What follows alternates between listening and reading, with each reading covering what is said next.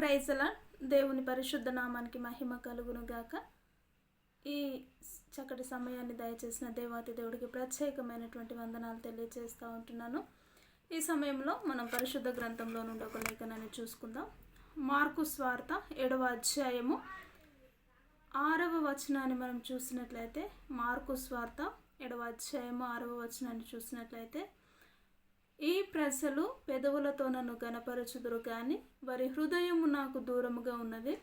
వారు మానవులు కల్పించిన పద్ధతులు దేవోపదేశములని బోధించుచు నన్ను వ్యర్థముగా ఆరాధించుదురు కదా.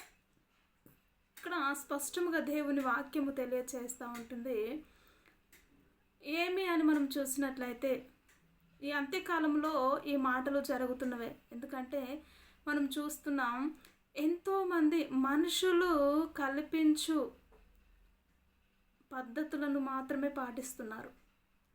వారు ఏదైతే ఆలోచన చేస్తూ ఉంటున్నారో దేవుని విషయంలో, దేవుడు ఇచ్చే ఆలోచన కాదు, కానీ మనుషులు తెచ్చిపెట్టుకునే ఆ తలంపులను బట్టి, ఆ ఆలోచనను బట్టి వారు వ్యర్థముగా, అంటే పనికిరాని ఆరాధన జరిగిస్తూ ఉంటున్నట్టుగా మనము చూస్తూ ఉంటున్నాం ఈ యొక్క లేఖనములో కదా.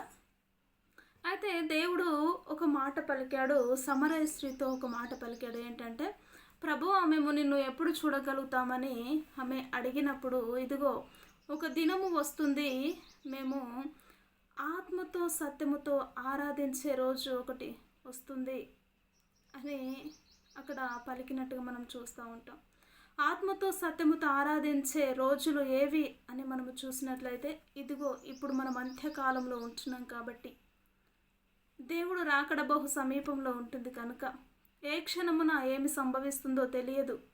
కాబట్టి ప్రతి ఒక్కరము మెలకువ కలిగి దేవుని సన్నిధిలో మనుషులు కల్పించే పద్ధతులను పాటించకుండానట్లు, దేవునిలో మనము వ్యర్థముగా ఆరాధించే విధముగా కాకుండానట్లు, పెదవుల చేత మాత్రమే ఆరాధించడం కాదు, కానీ హృదయ అంతరంగములో నుంచి దేవునికి మనము ఉన్నది ఉన్నట్టుగా మన జీవితములను సమర్పించుకున్నట్లయితే, దేవుడు అద్భుతమైనటువంటి రీతిలో అంత్యకాలములో వారందరిపైన ఆత్మను కుమ్మరిస్తానా అని తెలియజేసిన గొప్ప దేవుడు మన దేవుడు. కాబట్టి నిజముగా మనము గమనించినట్లయితే, ఎంతమంది అలాంటి వ్యర్థమైనటువంటి మాటల చేత వ్యర్థమైనటువంటి ఆరాధనలు జరిగిస్తున్న వారిని మనము కోకొల్లలుగా చూస్తూనే ఉంటున్నాం.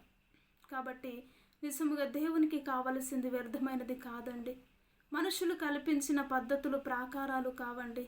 అయినా హృదయాంతరంగముల నుంచి దేవునికి ఏదైతే ఇష్టమైనటువంటి బలిగా మనం అర్పించవలసి ఉందో, దీన మనస్సుతో ఆయన సన్నిధిలో సాష్టముగా మనము నమస్కారము చేసే విధముగా మన జీవితములు ఉండాలి. కాబట్టి దేవుడు ఒక మనుషుల నుండి కోరుకునేది ఏంటంటే, ఇదిగో పూర్ణ ఆత్మ చేత పూర్ణ బలము చేత నీ దేవుడైనటువంటి యెహోవాను నువ్వు స్తుతించుము సన్నుతించుము అనే దేవుని వాక్యము తెలియజేస్తుంది.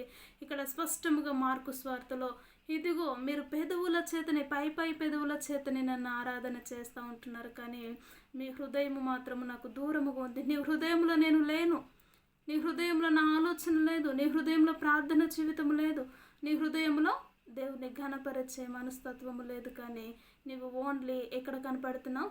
పై పెదవుల చేత మాత్రమే నేను ఆరాధన చేస్తూ ఉంటున్నావు, పైకి భక్తి కలిగిన వారి వలనే నువ్వు జీవిస్తూ ఉంటున్నావు అని దేవుని వాక్యము తెలియజేస్తూ ఉంటుంది. కాబట్టి నేటి అంత్యకాలములో పై భక్తి కనపరిచేవారిగా మన జీవితం ఉండకూడదు, కానీ ఆత్మతో దేవునికి అనుసంధానము చేసుకొని దేవునిలో పరవశించే కృపను, అట్టి ఆత్మను మనం పొందుకునే విధముగా ప్రార్థన చేసుకుందాం. ప్రతి ఒక్కరు ఏకీభవించినట్లయితే.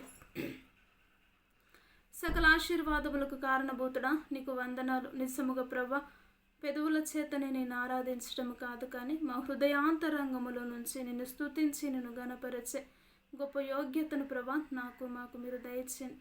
నిత్యమైనటువంటి నీ వెలుగులో మేమెప్పుడు నీకు బహు దగ్గరగా జీవిస్తూ అనేకులను ప్రభ వెలిగించే వారిగా ఉండడానికి అట్టి కృపను ధన్యతను ప్రభ మీరే మాకు మీరు దయచేయమని యేసు క్రీస్తు ఉన్నతమైనటువంటి నామములో ప్రార్థించి అడిగి వేడుకుంటున్నాము తండ్రి. Amen. Amen. Praise the lord అందరికీ.